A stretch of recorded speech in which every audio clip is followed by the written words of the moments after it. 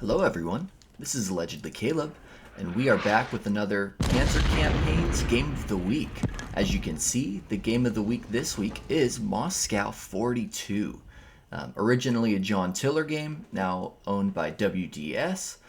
This game puts you in either the German or Soviet shoes right after the end of Operation Typhoon, otherwise known as the last German attempt to take Moscow.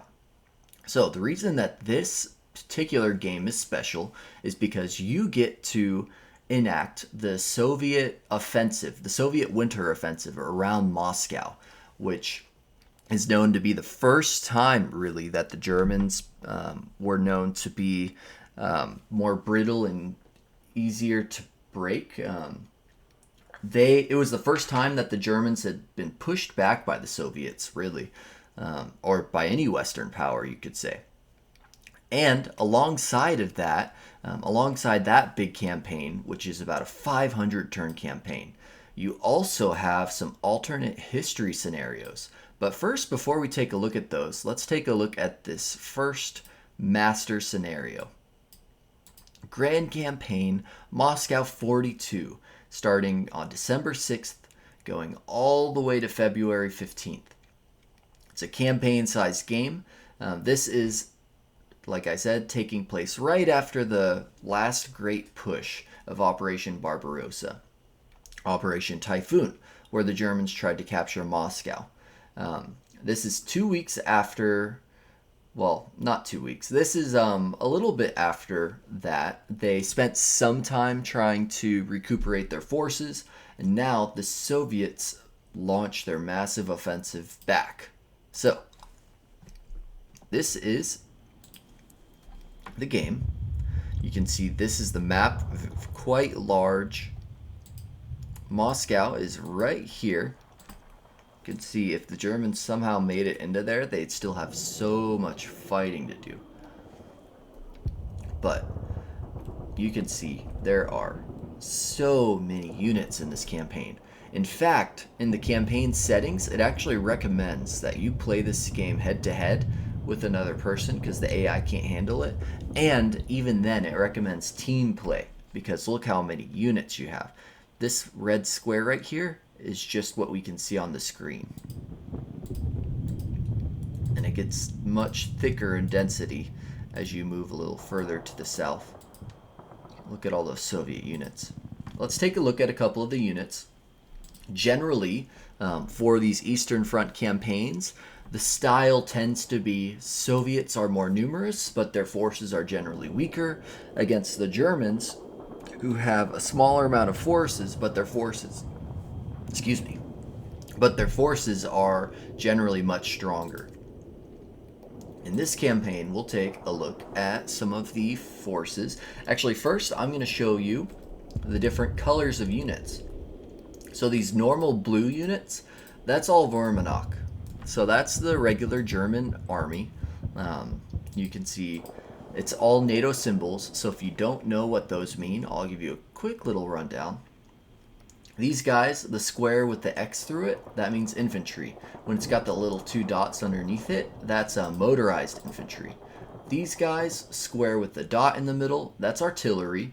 With two little dots on the bottom, that's motorized artillery. These guys, square dot, like triangle, that is anti-tank. What else? You got these guys. Here, let's see if we can move them. No, the Soviets go first. Anyway, you've got engineers, where you can see this little symbol. It's like two half squares, essentially. Then you've got the division HQ. And then as you move further back, you've got the Corps HQ, and if we moved even further back, we'd start running into the Army HQs. Anyway, so that's a quick little rundown. These circles in the squares, that's tanks or armor. Circle and square with, it's more of an oval than a circle, because this is more of a circle. Anyway, these ones are recon. And dash through it, that's or I guess you could say this is armored recon, whereas this is just regular recon, so infantry. So that's a quick little rundown of what these symbols mean. Now colors, like I said, blue is Wehrmacht. Let's go through the German army first. This darker blue, that's Luftwaffe. So they're Air Force. Let's see, there should be a couple other colors.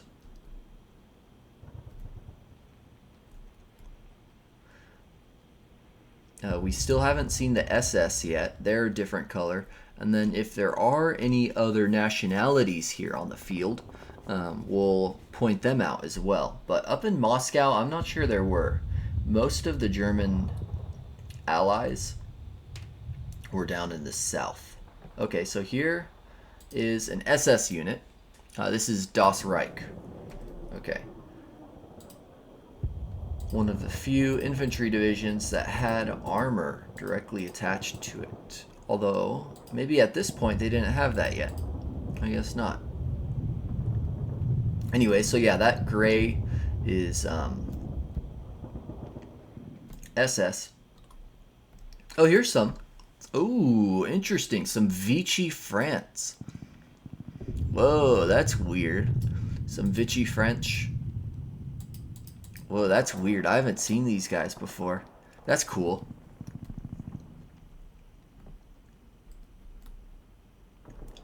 Anyone else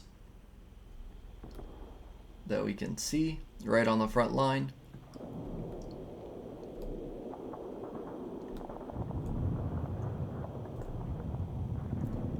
Not that I can see.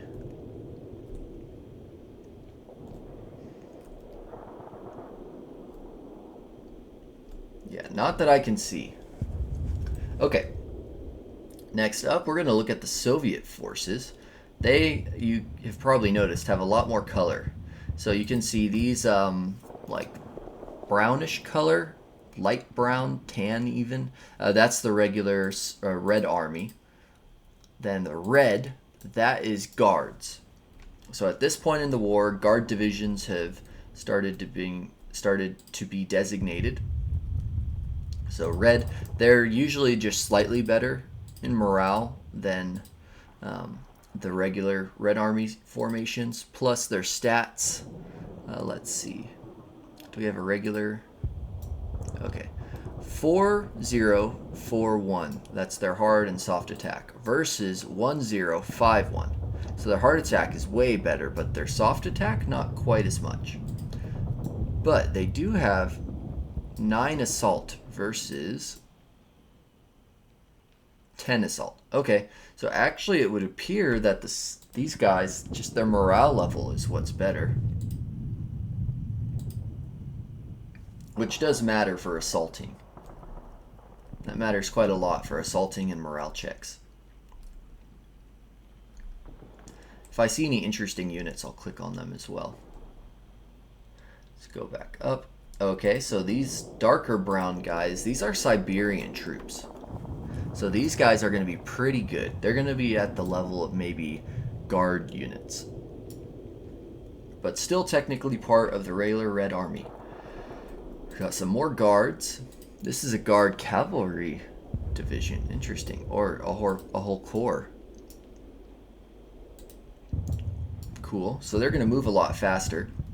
Now something people don't realize is during World War II, especially on the Eastern Front, cavalry was still used quite extensively. Now they weren't like your lance charging type of cavalry. They were more, they were basically maneuverable infantry.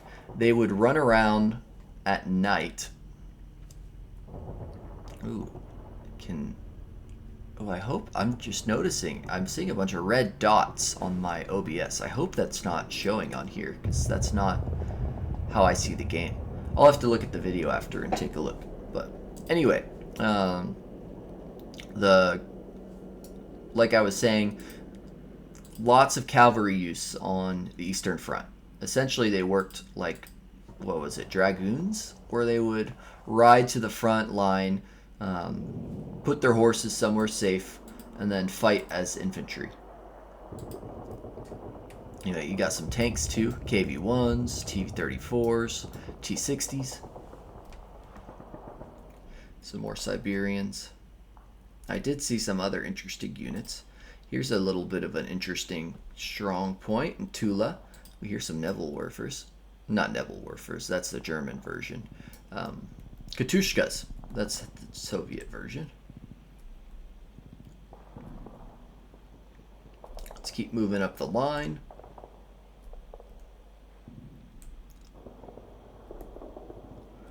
Now at this point in the war, the strongest tanks that each side is going to have are going to be probably, for the Soviets, their T-34s and their KV-1s.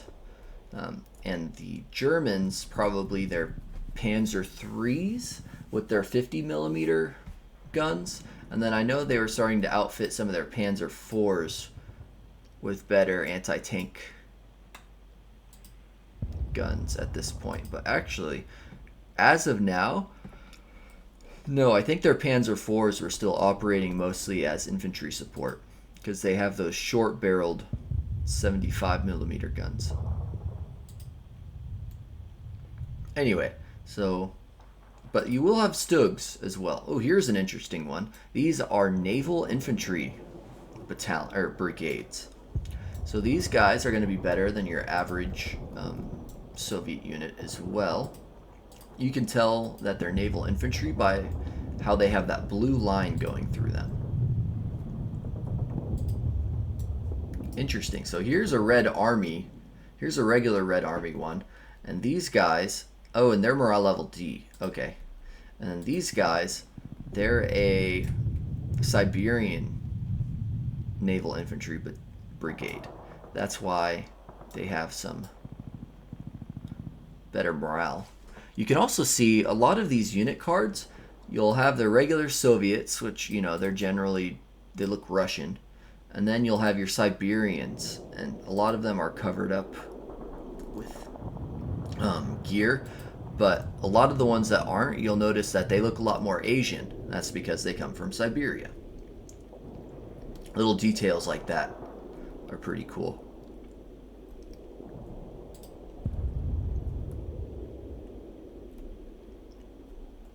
As we move on, Kalinin.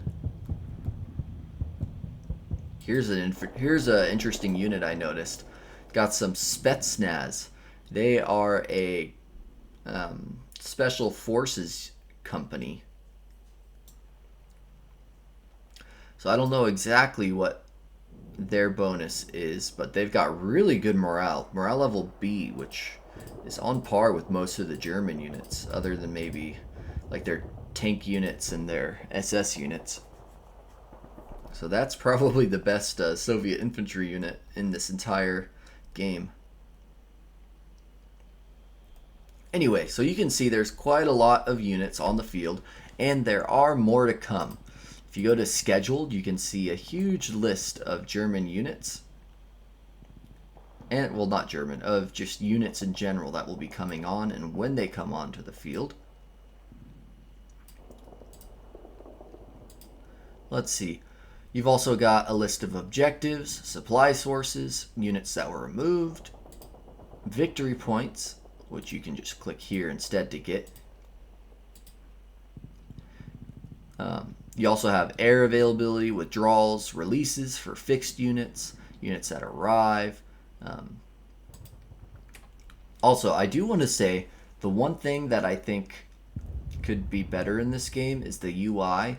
But honestly, I know a lot of people complain about it when they see it. It's like a million buttons you have to learn. But for the most part, you don't use that many of them. And the ones that you do, you just kind of got to memorize what does what. So I know it's a little overwhelming to look at. But like I said, you're not going to use many of these all the time.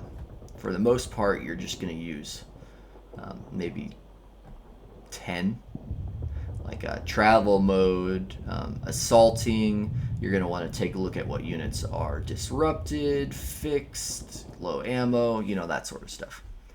And then these ones are probably the ones I use the most. It shows how far a unit can move, which I'll show you right now actually. How far a unit can move, it'll just highlight those squares. So you can see since it's winter, they cannot move much. Which reminds me, we should take a look at the weather.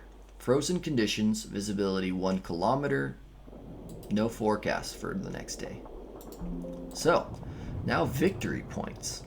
For victory points, it starts out with 0, and the Russians, since they're on the offensive, they're trying to get as many victory points as they can. In Panzer campaigns, you can get victory points in 2 ways. Either by taking victory point hexes. Let's see if we can find one. Yeah, for example, Kalinin.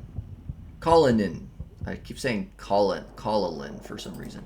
Kalinin has 2 victory point objectives in it. They're both worth 1,000 points, and it also has a supply source, which is essentially where the German supply stems from. Now they'll have a bunch of those, but if the Soviets take that, then suddenly their supply over here, the German supply, is going to have to come from somewhere else. Anyway, so 2,000 victory points right there. That would get you 20% the way up to getting past a major defeat, which would put you at a minor defeat. If you get over 17,000 points, you have a draw. Now, if you're in between 10,000 and 17,000, you'd have a minor defeat. If you're in between 17,000 and 20,000, you're at a draw. If you get past 20,000, but you're not quite at 25,000, you're at a minor victory. And if you're over 25,000, you have a major victory for the Soviets. So that's one way to get victory points. The other way to get victory points is by inflicting casualties on the enemy. So if we go to our strength dialogue, you can see this is how many victory points each order of battle is made up of. So the Soviets, and it's also a good way to gauge the strengths of each side. So the Soviets, which are attacking, have 67,000 victory points, whereas the Germans have 45,000. So that's going to show that the Germans aren't quite as strong as the Soviets in this game, at least in the way that victory points are assigned to units. But they're still pretty strong. So, if you want to take a closer look at the actual order of battle, you can definitely do that by pressing Q. That'll take you to the Organizations tab, and now you can see a list of exactly the orders of battle. So you can see the Germans have about 281,000 men, almost 7,000 guns, about 1,500 vehicles, and almost 400 planes, whereas the Soviets have 3 different groups, 3 different fronts, which have about 400, 500, maybe about 600,000 men, maybe 5,500, with 7, 8, maybe about 9,000 guns, 8,000 to 9,000, and then almost the same amount of vehicles as the Germans, though, but they have way larger of an air force. Don't know how critical the air force will be in this game because it's January, or it's December. You're gonna have overcast weather quite a lot. So anyway, that's the 2 main ways to get victory points. Anything else I should go over before we move on to the next scenario in this title?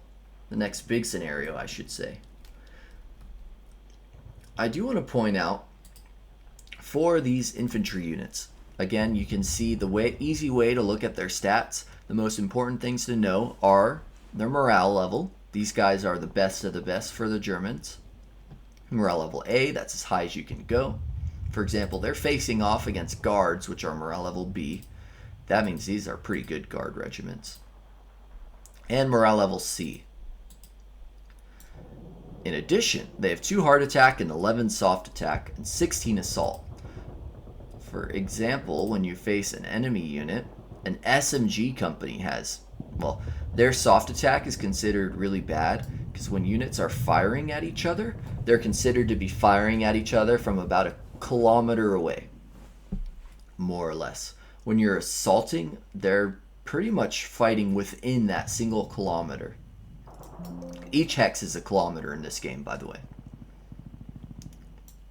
So that's why these SMG companies have really bad soft attack. You know, an SMG isn't going to do much from a kilometer away, but their assault is really good. I wouldn't be surprised if that's one of the higher assaults in the game, in this game at least.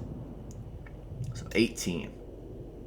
Whereas a motorized infantry unit like this from the SS is going to have 11 soft, so they're pretty good firing from about a kilometer. And you do have to remember this is a battalion, so that battalion is going to have battalion level assets such as mortars, heavy machine guns, stuff like that, that will really show under that soft attack. They also have 16 assault, which is pretty good. Pretty good. So that's just giving you an example of some of these units' attack values. Now for tanks, here's some BT-7s. You've got a battalion of them. They've got 3 hard attack, 6 soft attack, 9 assault, and 4 defense. They are also a hard target. That means a unit like this. You see how they have 2 hard attack, but the next number next to it is 0? That's the range. So essentially what that's saying is they don't have any hard attack over 1 kilometer. So all of their hard attack is within their kilometer, which makes sense because at this point still most of the battalion level units only had access to AT rifles. Maybe they might have some AT guns. I can't remember in the German table of equipment, but yeah. So these tanks, hard attack, that's how well they can hit hard targets. Soft attack, soft targets. Assault, and then defense. The defense on a tank is a little different from an infantry.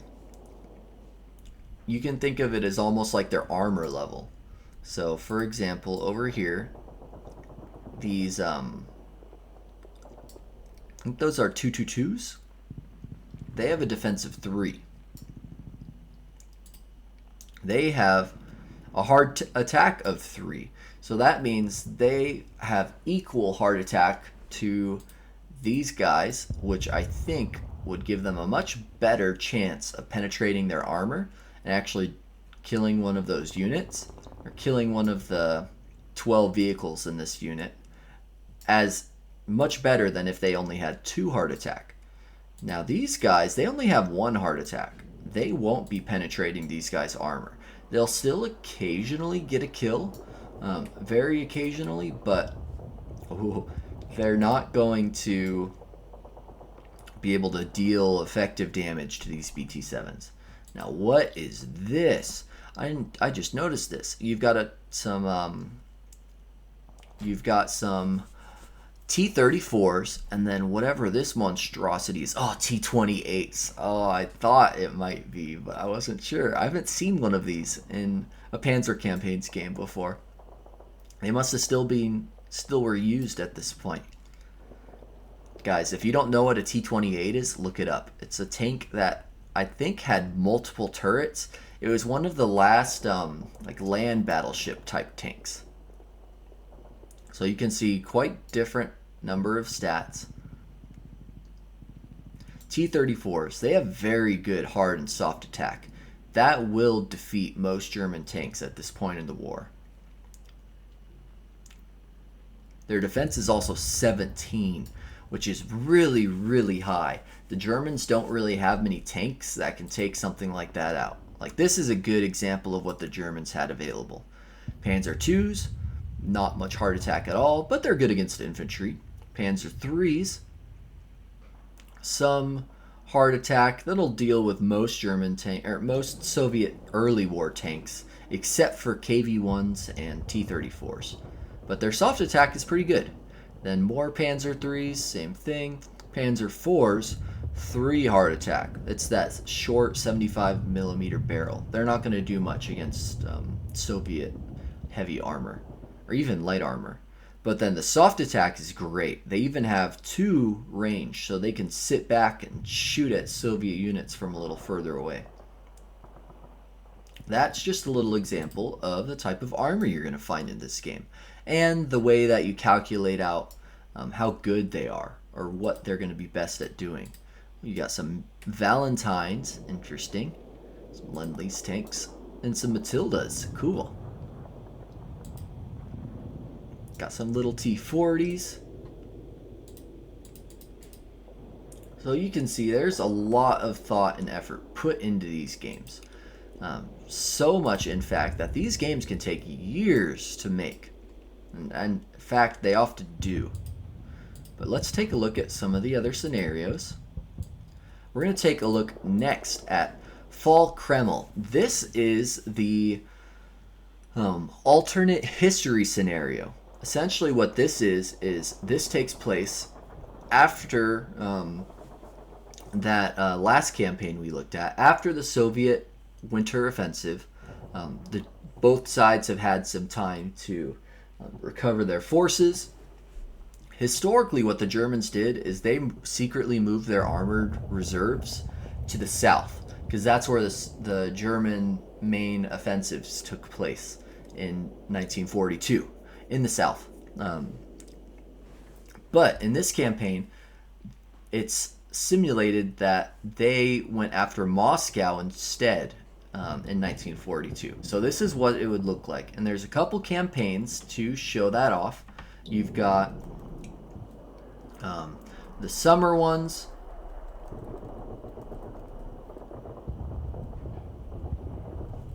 Now, I thought there was one.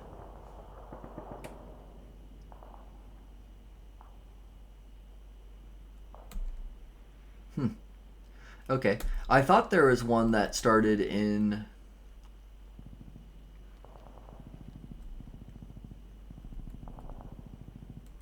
the winter, but I guess not.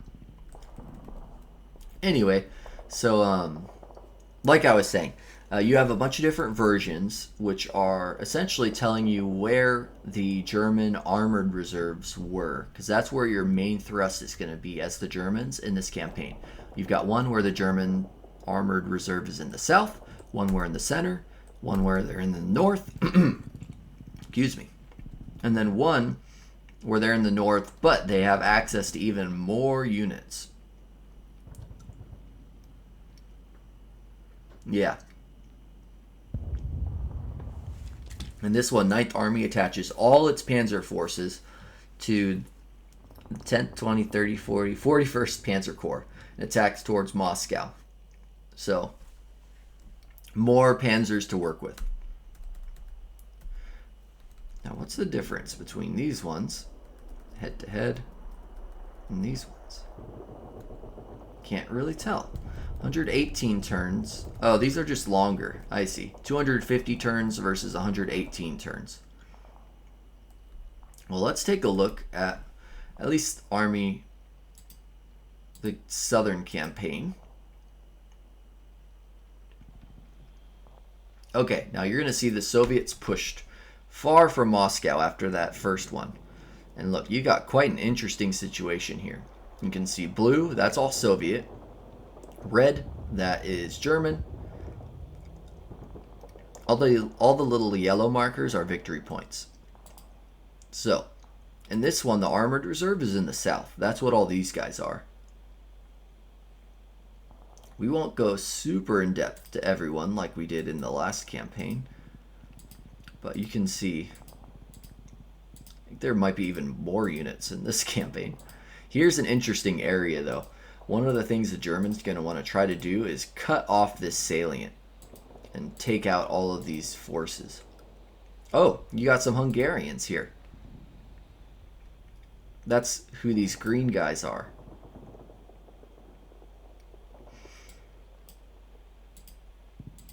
Anyway, so you've got a lot of Germans everywhere.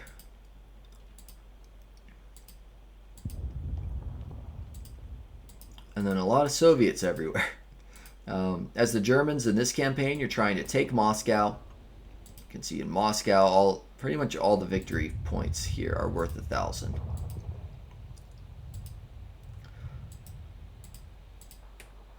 Then the Soviets got a whole second line prepared. Anyway, now let's look at what it would look like if in one of the alternate scenarios to that scenario. So that was south. Now let's look at center. We're going to be able to see it best with the mini-map. Yeah, you can see here's all of those armored reserves ready to push up the center. Here's some SS units. Who is this?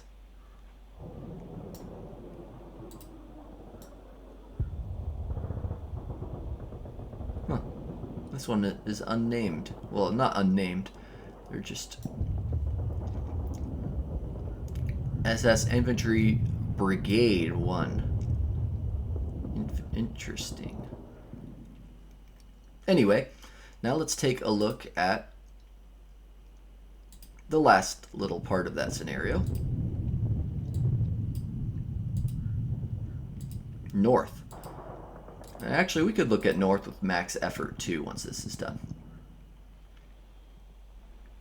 Here we go.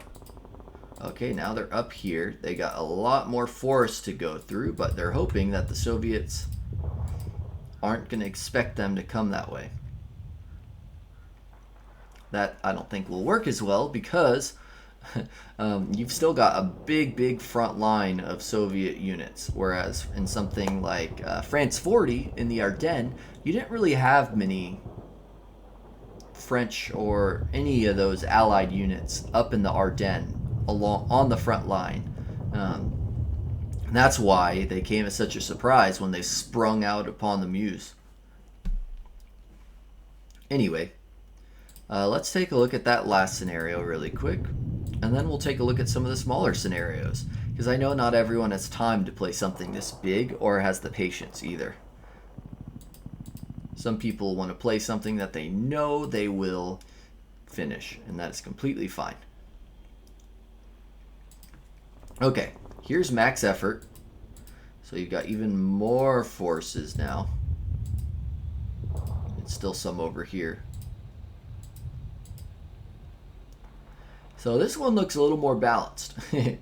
Maybe even a little unbalanced now. I can't really tell because I've never played this.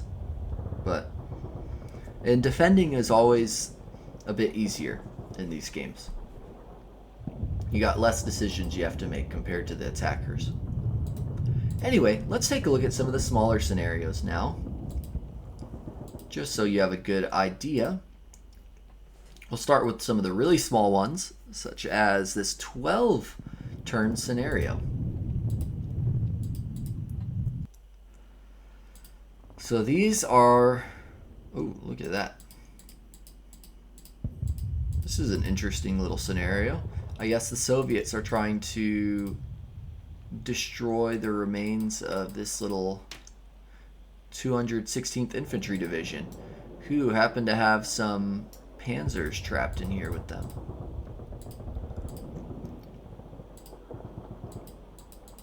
Interesting. Okay, now let's try this one. This one's 14. Another small scenario. You've got Red Army cavalry, it's pretty much Soviet cavalry and some tanks against German motorized units, although they're very reduced. You've got like 15 tanks as well. Not many. Ooh, and you've even got some Luftwaffe battalions, some of the field battalions. These were still very new back then. Cool. Let's take a look at a couple more. I'll scroll down a little bit. Here's a 24-turn game.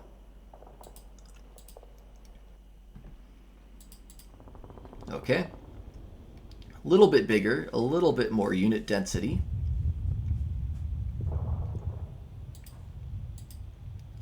Let's take a look at another one. Here's a 40-turn game over in Cullinan.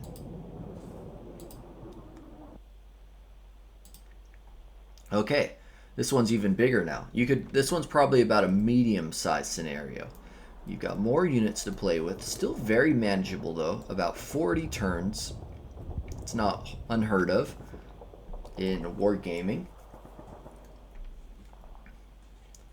And the main Soviet objective is essentially to take Kalinin. Okay. Now,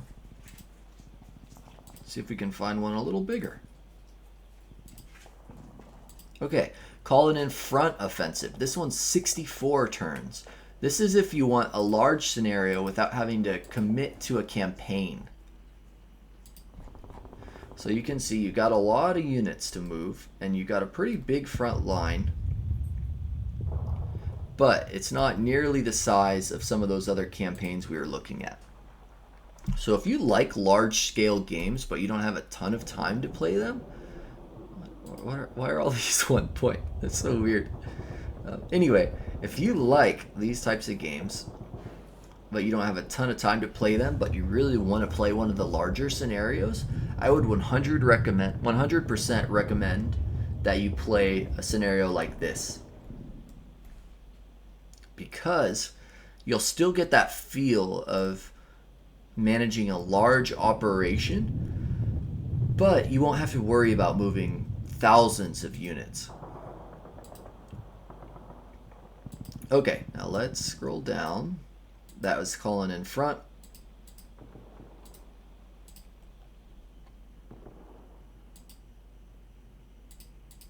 Now we've got Kalinin front operation offensive 88 turns. Now you'll see the next scale up. Now you can see we're even on a wider scale, and it goes even longer.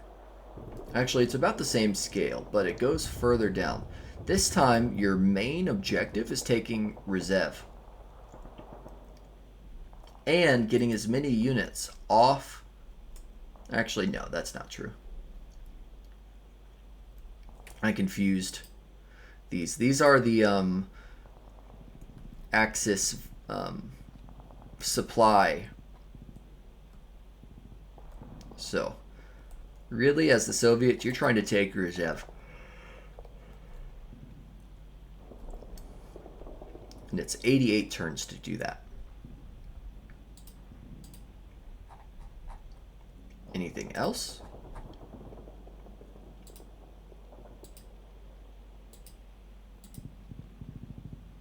Okay. Then after that, you're going to start getting into the 100+ turn games, which we've pretty much looked at already. So everyone, I hope you enjoyed this overview. I feel like it was a pretty good overview of Moscow 42. I highly recommend this game. Definitely get it while it's on sale. You can get it right now for 25% off.